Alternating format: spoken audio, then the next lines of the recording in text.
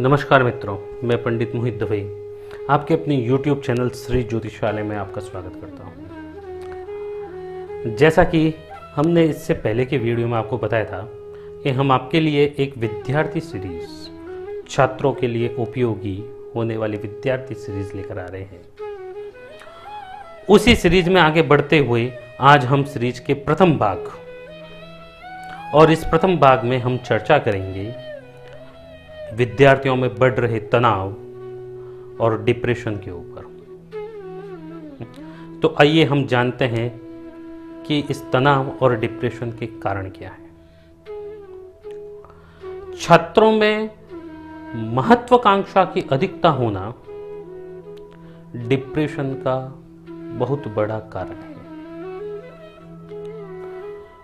दूसरा ये कि जो छात्र मेहनत करने के बाद भी मनोनुकूल मन के अनुसार सफलता प्राप्त न कर पाते हैं, वे भी कहीं ना कहीं तनाव के शिकार हो जाते हैं। पर इसमें ज्योतिषीय दृष्टिकोण भी बहुत ज्यादा महत्व रखता है। ज्योतिषीय दृष्टिकोण के अनुसार तनाव और डिप्रेशन का कारक ग्रह चंद्रमा है और चंद्रमा ही मन का कारक ग्रह है। इसलिए तनाव और डिप्रेशन मन से उत्पन्न होने वाले दो रोग हैं। जिस जातक की कुंडली में चंद्रमा कमजोर होगा, चंद्रमा कमजोर होने का अर्थ या तो चंद्रमा पाप ग्रहों के साथ बैठा है या चंद्रमा के ऊपर पाप ग्रहों की दृष्टि पड़ रही है या चंद्रमा छठे भाव में, आठवें भाव में, 12वें भाव में बैठा है, चंद्रमा नीच राशि का हो गया है। कुछ ऐसी स्थितियों में जातक के मन में, छात्र के मन में मलिनता आ जाती है। इसके साथ ही लग्नेश जो कुंडली के लग्न का स्वामी होता है, उसकी स्थिति भी अच्छी होनी चाहिए।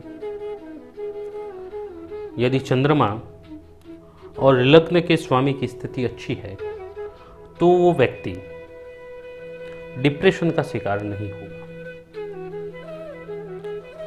छात्रों में इस बढ़ते हुए डिप्रेशन के कारण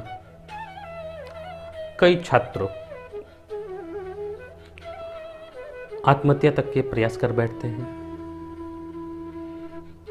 आत्महत्या कर भी लेते हैं। और एक आंकड़ा तो यहां तक बताता है कि भारत में प्रतिवर्ष 8,934 मतलब लगभग 9,000 विद्यार्थी आत्महत्या कर लेते हैं। इसका मतलब कि 1 घंटे से भी कम के समय में एक विद्यार्थी भारत में आत्महत्या करता है। यह आंकड़ा बड़ा ही दुर्भाग्यपूर्ण है, क्योंकि देश की नींव ही छात्र होते हैं। जब देश की नींव ही कमजोर हो जाएगी तो देश का भविष्य कैसे सुदृढ़ होगा।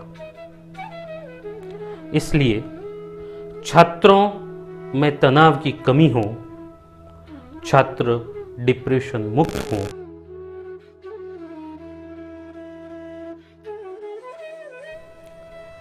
पहला उपाय,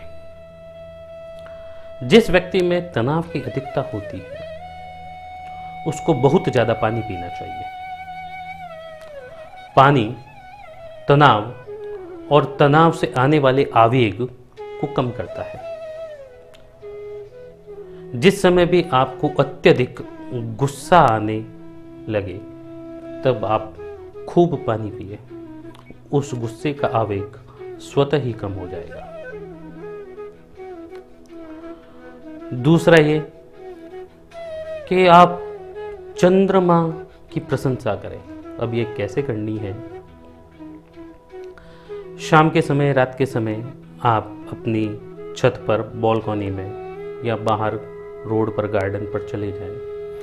ऐसी जगह जहां से आपको चंद्रमा स्पष्ट रूप से दिखाई दे।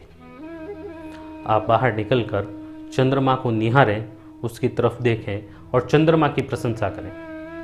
चंद्रमा की प्रशंसा करने से चंद्र जनित दोष और मन के दोष समाप्त हो जाते हैं।